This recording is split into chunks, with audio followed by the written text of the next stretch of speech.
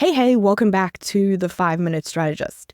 Today, I want to chat to you about millennial gray. If you don't know what millennial gray is, you can search it on TikTok, you can search it on Google, and it'll come up with a very specific aesthetic. Millennials like their homes to be minimalist, gray, white, almost kind of like hotel chic. For millennials, this was a rebellion against the beiges of their childhood, the warm colors that they grew up surrounded by, which in turn were probably a reaction to the garish colors of the 70s that their parents grew up with. And what we're seeing now is Gen Z push in a different direction again. They're more about if you like it, buy it, pop it in your room, make it work. A much more maximalist, colorful aesthetic. And while this might not seem to have anything to do with your particular business strategy, I wanted to illustrate for you that evolution that we see in customer preferences, in what's trendy in the market, in what people want to spend their money on, with each generation rebelling a little bit against the previous generation. So what's working now in your business might not work in the future.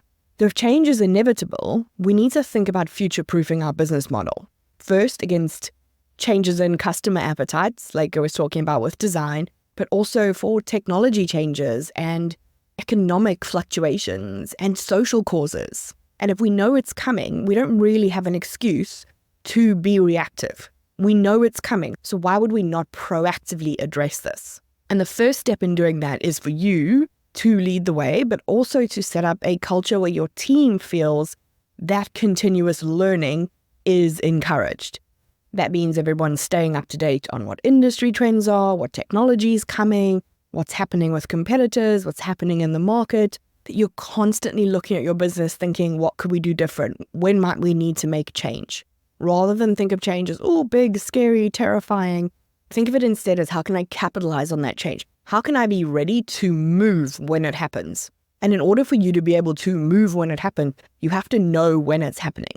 And that means you need to know what's happening in the market, whether that's using things like Google Trends, Pinterest Trends, industry-specific reports, social media. All of these can give you insight in what's happening in consumer behavior and in the market. And while it might not look like how people choose to design their house has a direct impact on your business, you can look at the underlying desire. For millennials, it's how can this be as simple and calm and mindful as possible? For Gen Z, it's how can this be as individual as possible? And so that speaks to wanting to make your business feel more customized.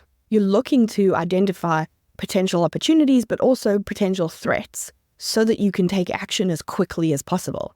You want to be able to adapt to that change on the go. And probably the place that we see the most change the fastest is within our technology. And if you are not a systems person, quote unquote, this doesn't excuse you being unaware of what's happening in tech. It's not just, okay, I need to have all the latest tools. It's about, do I need this tool? Why do I need this tool? How could this tool help me? Will it make me more efficient? What's coming down the pipeline?